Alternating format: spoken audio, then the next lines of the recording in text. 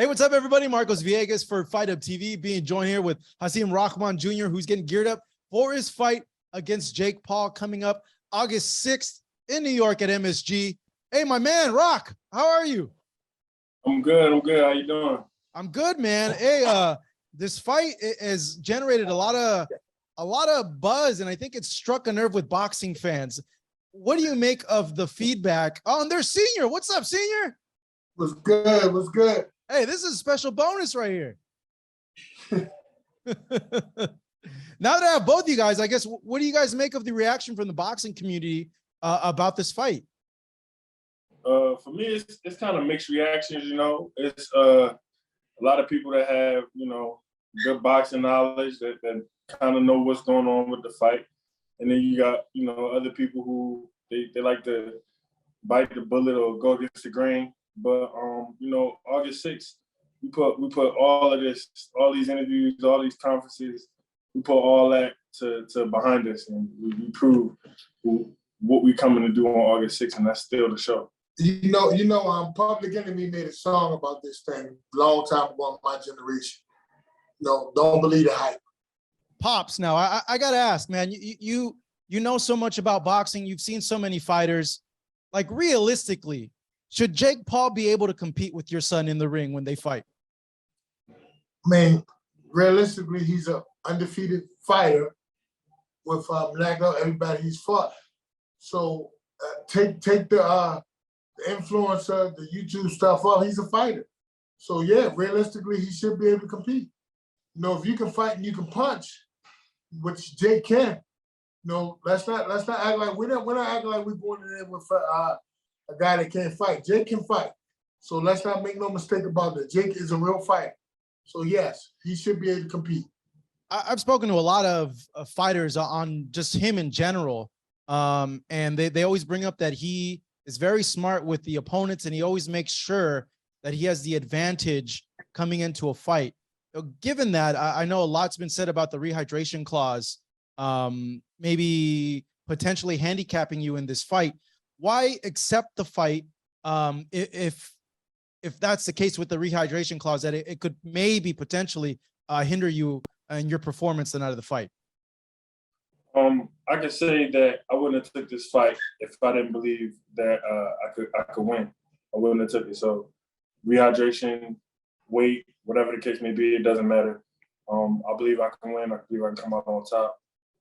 What he believes is, so you call it a handicap. It won't be. I'll be ready to go August 6th, 100%. And Senior, what do you make of the stipulations that were put on this fight for your son? I just felt like they're very shrewd businessmen, and I just think they minded the wrong business this time. I think they thought that they were getting all the handicaps, but we're gonna turn that negative into a positive.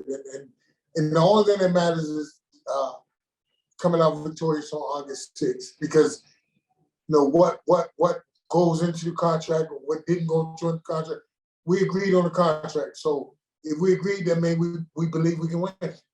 A lot of fans want to know, like, how are you adjusting with the weight coming down to 200 pounds? Is that a difficult adjustment? And what adjustments are you going to make? It hasn't been difficult because I have a great team behind me. We brought in a nutritionist for this occasion, and the nutritionist has been amazing, and I've been able to eat and work, and the weight's been coming off great. So we actually ahead of schedule to make the weight. So it's not a problem at all. So I guess, are you feeling with like more energy? It's not like one of those camps that like fighters are just strictly just like working out to cut weight. No, absolutely not. And that's why I wanted to, kind of consult with my team before I agreed to do it, to make sure that we would be able to do this.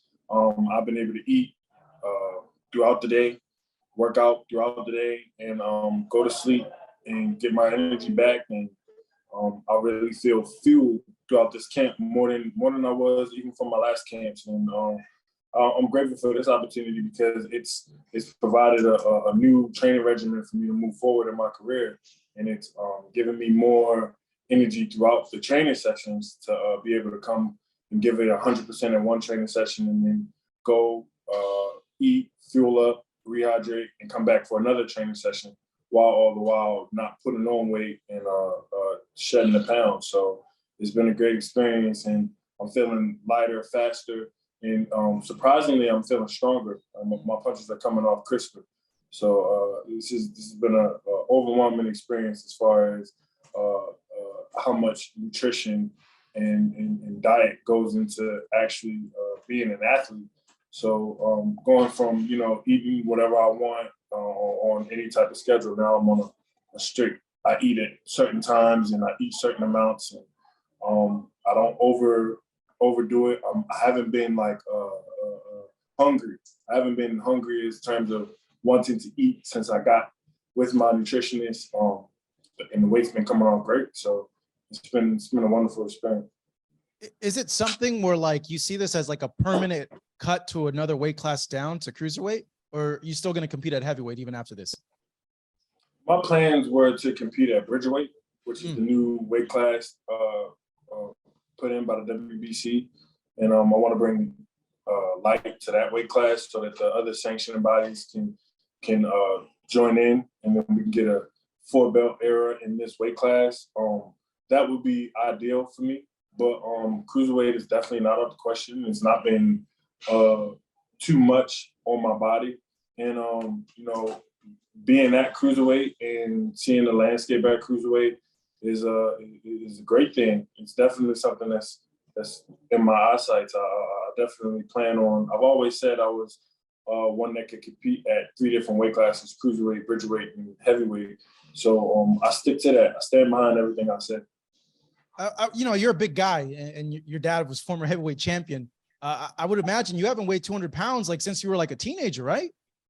No, I fought at 200 pounds as an amateur, 2014. So it wasn't out of the realms for me to get back down. It's just a matter of actually cutting the weight, and me doing it back then with no nutritionist, with really no team, it wasn't even tough. So now doing it with the team and nutritionists and proper running and doing all the things that I need to do to make the weight, it's just making it that much easier and making me that much more dangerous. Given what happened in your last fight, Junior, I would imagine that's on the mind of Jake and his team, and is a big reason why they picked you. What do you make of them picking you, maybe primarily because of what happened in the last fight with the stoppage? I think that they're reading way too much into that. Jake is no Mackenzie Morrison. Kenzie's been a pro for almost 10 years now. He's been a fan of boxing for his entire life. He grew up in it. His father is the former heavyweight champion of the world, and I'm blessed to have my dad here with me. But he's fighting in the spirit of his father. It means a lot to him, and it's meant a lot for him for a long time. To be the son of a heavyweight champion is a huge accolade in and of itself. With that being said, Mackenzie's 6'4", 235 pounds on fight night. That is no Jake Paul. Jake Paul has been in the ring 6 times. He's competed 6 times. He's gonna probably step in the ring no more than 205 pounds, and he doesn't have that experience of being in 20 fights. Mackenzie had, Jake Paul wants to say all this. I'm fighting this guy 12-1 in my 5th fight. Well, when you look at the history books, who do you see at 12-0 fighting people 20-0? Fighting people 20-0 with 18 knockouts. You don't see it. I already said that. Jake more than likely heard me say that, or talked to someone that heard me say that, and then started spinning it and using it as his own. His whole career has been, I really feel like I really babied this man. I babied him when I fought him, or when I sparred him for Anisi and Gibb, which gave him the confidence to go in there and okay, I can hang with pro boxers, so I can go kill this guy. I gave him confidence when I sparred him with Nate Robinson, and I boxed him with one hand. And I've been giving this kid confidence this whole time. So it's almost like I okie doked him into doing this. So I've Jake Paul. So we definitely gonna get with it and get busy on August 6th. Like, does he have a false sense of confidence with this whole I boxing mean, thing, given the guys that he's fought? I really don't see, you know, all that confidence. You don't see Shakur Stevenson calling out Jermell Charlo. Jermell Charlo is the champion. I mean, Jermell Charlo is the champion at 154 pounds, which is 24 pounds above Shakur's weight class of 130. You don't see Shakur calling out Shakur. That's asinine. 24 pounds is 24 pounds. He's seen I just weighed in 224, and he wants to call me out and have me come to 200. That doesn't seem very confident to me. People would look at Shakur like he was crazy if he was out here calling out 154 pounders to come down to 130 and fight him. Not to meet him at 140, not to meet him at 147, not to even meet him at 135. You're gonna bring a 54 pounder down to 130. It's not very much in the realms of what we see in boxing. And that goes the same for if Jermell Charlo was to call out Bivol. You don't see super welterweights calling out light heavyweights. You just don't see it in boxing. But because Jake Paul did it, and he's Jake Paul, he's not really a boxer. It's just, you know, it goes accepted amongst the boxing community for whatever reason. I don't know. What do you guys make of the wins Jake has had and the matchmaking behind the fighters that he's fought in these last few fights? You know, I think his team is you know, they pick their guys very carefully. They pick their guys in accordance to you know what they seen or what they believe that their fighter could do. And this fight, Jake's gone on record by saying that, you know, his team told him not to take this fight. His brother, his manager, people in his camp. This is a fight that he wants. He believes that he can, you know, come out on top. So it's my job and it's in my heart to make sure that he comes up short on August 6th. He don't feel the taste of defeat. How does this fight play out realistically when you guys have seen it in your minds? I just see, you know, I believe in boxing. So I believe in my skill set. I believe that my skill set is better than his. And the reason that he believes he's going to win, which is my stamina, conditioning, I think that can be fixed. I think that is fixed. My fuel tank is completely different. I felt like I was putting 87 fuel in my tank. Now I'm putting 91. Senior? I just feel like we're gonna find out what Jake Paul's really made of, because now, like taking the algebra test is one thing, taking the basic high school equivalency test is one thing, but when you get up to calculus, it's something different. And I just think that we're gonna see how much he studied, how well he's prepared. So I just think, as they say, it's levels to this. Thank you so much for watching this video, and make sure to subscribe for more videos of your favorite fighters over here on Fight Up TV, and give us a follow online as well at Fight Up TV on Twitter and on Instagram. We appreciate it, guys.